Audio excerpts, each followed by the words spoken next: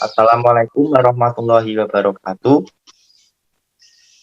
Yang terhormat Ibu Dr. Anda Lili Tismawati MPD dan Ibu Alvin Loreta MPD selaku dosen pengampu mata kuliah pendidikan anak usia dini.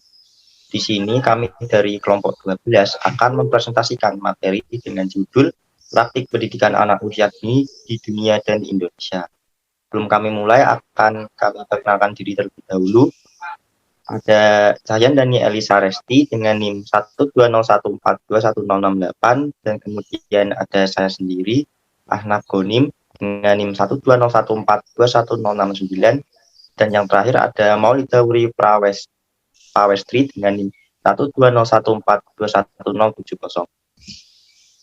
Di sini saya selaku moderator akan memimpin jalannya presentasi pada hari ini. Ya, langsung saja slide pertama akan dibawakan oleh Saudari Maulida Wuri Pawestri. Saya persilakan. Baik, terima kasih atas moderator. Di sini saya akan menjelaskan pengertian pendidikan anak usia dini. Menurut Undang-Undang Nomor 20 Tahun 2003 halaman 6 tentang Sistem Pendidikan Nasional Pasal 1 Butir 14, pendidikan anak usia dini adalah suatu upaya pembinaan yang ditujukan bagi anak sejak lahir sampai dengan 6 tahun yang dilakukan melalui pemberian rangsangan pendidikan untuk membantu pertumbuhan dan perkembangan jasmani dan rohani agar anak memiliki kesiapan dalam memasuki pendidikan lebih lanjut. Menurut Nurholimah 2008, PAUD adalah usaha sadar dalam memfasilitasi pertumbuhan dan perkembangan jasmani dan rohani sejak lahir sampai dengan usia 6 tahun yang dilakukan melalui penyediaan pengalaman dan stimulasi bersifat mengembangkan secara terpadu dan menyeluruh agar anak dapat bertumbuh kembang secara sehat dan optimal sesuai dengan nilai, norma, dan harapan masyarakat. Yang kedua, praktik kepemimpinan berlandaskan pada karakternya. Yang satu yaitu mandiri dan percaya diri. Mandiri adalah sikap untuk tidak menggantungkan keputusan kepada orang lain. Seseorang yang menjalankan wirausaha harus mampu hidup mandiri, tidak bergantung dengan orang lain, mampu memberikan keputusan terhadap suatu masalah dalam usahanya. Pengertian kepercayaan diri adalah suatu sikap atau keyakinan atas kemampuan diri sendiri, sehingga dalam melakukan tindakan tidak terlalu sering merasa cemas. Yang kedua yaitu rajin dan kooperatif. Rajin adalah sifat manusia yang melakukan suatu hal dengan bersungguh-sungguh untuk mencapai suatu tujuan. Kooperatif adalah sekumpulan strategi pembelajaran yang dirancang untuk mendidik siswa dalam bekerja sama dalam sebuah kelompok. Yang ketiga yaitu sederhana dan peduli. Sederhana adalah kebiasaan atau perilaku sehari-hari yang dilakukan sesuai kebutuhan dan kemampuan serta tidak mencerminkan sikap yang berlebihan atau mengandung unsur kemewahan. Sedangkan peduli adalah sebuah nilai dasar dan sikap berpihakan kita untuk melibatkan diri dalam persoalan, keadaan, atau kondisi yang terjadi di sekitar kita. Yang keempat yaitu jujur dan sopan. Jujur adalah sikap lurus hati menyatakan sebenar-benarnya tidak berbohong dan berbicara sesuai fakta. Sedangkan sopan adalah perilaku atau tindakan yang baik, bijak terhadap orang lain. Yang kelima yaitu pengayom dan pemberi teladan. Pengayom adalah memberikan perlindungan. Pemberi teladan adalah sesuatu yang patut ditiru atau baik dicontoh tentang perbuatan dan dilakukan. Terima kasih, saya kembalikan kepada moderator. Baik, terima kasih atas paparan materinya. Kemudian ada slide berikutnya yang akan dibacakan oleh Tahyan dan Elisa. Saya persilakan. Baik, terima kasih atas kesempatannya kepada moderator. Di sini saya akan menjelaskan prinsip-prinsip dalam praktik pendidikan anak usia dini.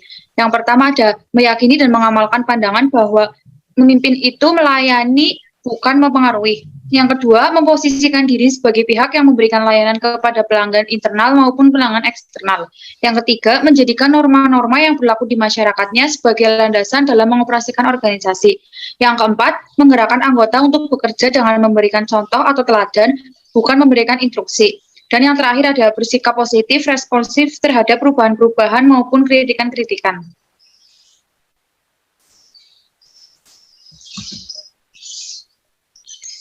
Lalu ada perencanaan pembelajaran pada pendidikan anak usia dini dalam menghadapi revolusi industri. Yang pertama ada karakteristik lebih cepat atau faster, ya ini di mana karakteristik ini berkaitan dengan dimensi waktu yang mendeskripsikan kecepatan dan kemudahan atau kenyamanan dalam penyelenggaraan layanan PAUD. Lalu yang kedua ada karakteristik lebih murah atau cheaper. Ya ini karakteristik ini berkaitan dengan dimensi biaya yang mendeskripsikan harga atau biaya yang lebih murah dari layanan PAUD yang diselenggarakan. Lalu yang ketiga ada karakteristik lebih baik atau better yang yaitu di mana karakteristik ini berkaitan dengan dimensi kualitas layanan PAUD yang diberikan oleh lembaga PAUD. Baik, terima kasih. Saya kembalikan lagi kepada moderator. Ya, terima kasih Tayandani Elisa atas paparan materinya.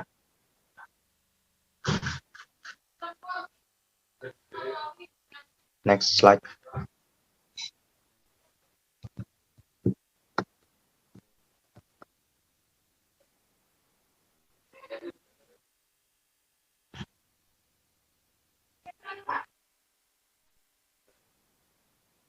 Ya, slide berikutnya ada kesimpulan. PAUD pendidikan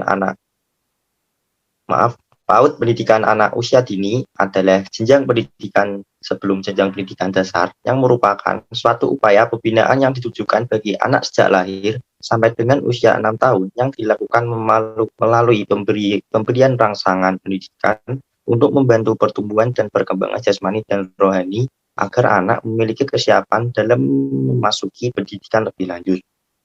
Berkenaan dengan sistem pelaksanaan pendidikan anak usia dini di Indonesia, banyak sekali lembaga-lembaga penyelenggaraan PAUD yang tidak mengindahkan sistem pelaksanaan pendidikannya. Next. Kemudian slide berikutnya ada saran. Pendidikan anak usia dini merupakan pendidikan yang sangat penting yang dampaknya mengarah pada masa depan bangsa Indonesia. Karena pada masa inilah perkembangan otak terjadi sangat pesat. Maka sistem pembelajarannya pun harus disusun secara sistematis dan terarah, baik dari manajemen pembelajaran maupun manajemen sarana prasarana. Baik, terima kasih. Sekian presentasi dari kelompok 12. Apabila ada salah kata dan kekurangan, mohon dimaafkan. Sekian dari kami. Wassalamualaikum warahmatullahi wabarakatuh.